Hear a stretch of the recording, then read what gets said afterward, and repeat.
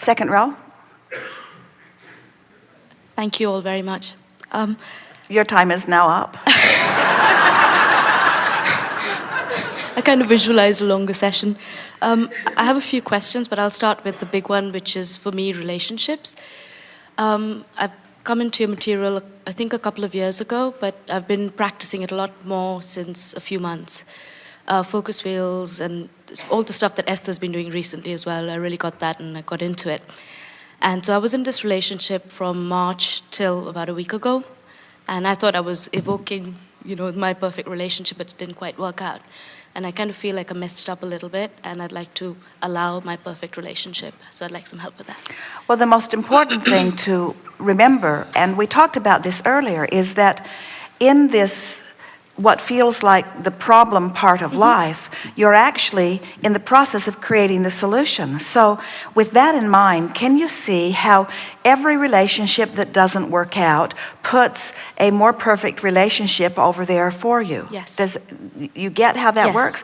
And there will be a time that once you figure out how to get into your vortex and remain there consistently, and therefore allow yourself to see the unfolding of the things that will bring you to your perfect relationship, that you will bless every one of those relationships that didn't go well, because this one couldn't be in the process of becoming so wonderful if it was not for those experiences that are causing you to know more clearly what you do want. I get that, and I think part of it is me not becoming the person I've become, if you see what I mean. So it's about more Well, for me sure allowing it is my... that. That's the easy part for us, because that's always true. Yeah. In other words, there's any time you want something that hasn't come, it's because you have some energy moving to do every single time, no exceptions, because the law of attraction is not making a mistake. You sometimes may be getting not what you want, but you are never getting not what you're offering vibrationally. Yeah. In other words, and so the best way to approach something like this, when a relationship has ended as recently as this one has, it's not common for the person that we are visiting with to be in the vicinity of the vortex on this subject. In other words, it's the wounds are too fresh, and the discomfort is too strong, and so a conversation about it, in other words, we could possibly bring you kicking and screaming into the vortex with enough focus wheeling. But what we really want you to do is let that go. Don't work on the relationship thing now. Okay. It's too fresh and it's too active outside the vortex. Instead, use everything that is working as your reason to go into the vortex. Now, this is something that most people don't get. People will often, they will sit here and they will say, well, this part of my life is perfect, and this part is perfect, and this part is perfect, and this part is perfect, but what I want to talk about, my issue, is this. And we say, if we focus with you on the issue, on the one not yet working part, then we take the part of your life that isn't working and we use it as the excuse to stay outside the vortex longer. Where you could take any part of your life that is working, use it as your excuse to stay in the vortex, and when you're in the vortex, then all of the things that you've put there relative to relationships, you then have easy access to. Does that make sense to you? Yeah. Before it can make sense to you, you have to accept these following accurate premises. So here are the premises that you have to accept before that makes sense to you. First, you have to accept the reality of this vibrational reality. You have to accept that it is a real thing and that it is your future in terms of manifestation, but is your presence in present tense in terms of where your inner being is. You have to accept that you, over time, through all the relationships that you've lived, even those that were relationships with your own parents, even observing relationships of other people, and particularly this last relationship, you have done so much good work in poking around at the problem that you have created a magnificent solution called the relationship that you want. You have to accept the reality of it.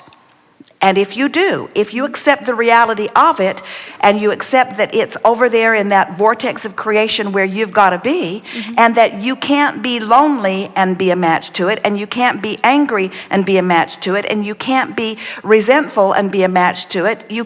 In other words, you can't be on any kind of a campaign to push against anything and be a match to it, which means you, as recently as this has been, can't even think about it and be in your vortex. That's the thing so that seems sort of counterproductive to a lot of people. Wait, Abraham, my issue is a relationship, and you're saying don't think about it, and we're saying don't think about it because you can't think about it in the vortex way.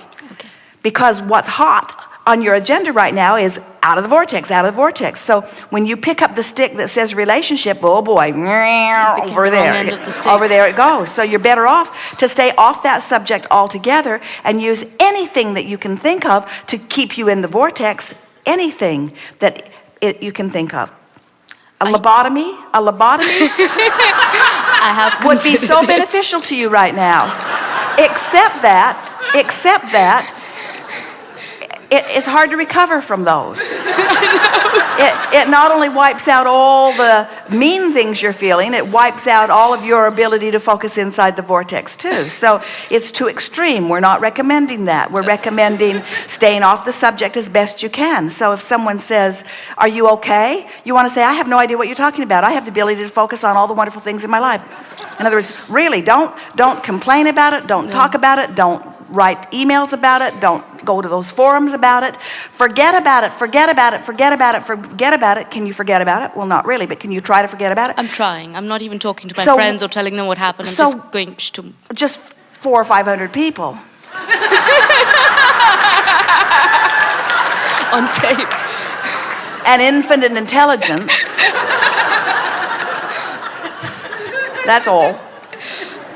So can you see how a much more in the vortex, healthy-minded understanding of how the laws of the universe work, conversation would be? No one would ever come to these gatherings. Is that all right with you? It's all right with us. In other words, because if you come to talk about issues, then you talk to deliberately hold yourself out of the vortex. Okay. What you want to do is have an in the vortex fest. So I feel like I'm almost getting addicted to Abraham, and like I read, not in a groupie kind of a way, but it's just very relief. Well, we want you to get hooked on your alignment. We want you to get hooked on what we do is point you in the direction of who you are. And when you come into alignment with who you are, as our friend says, you come home.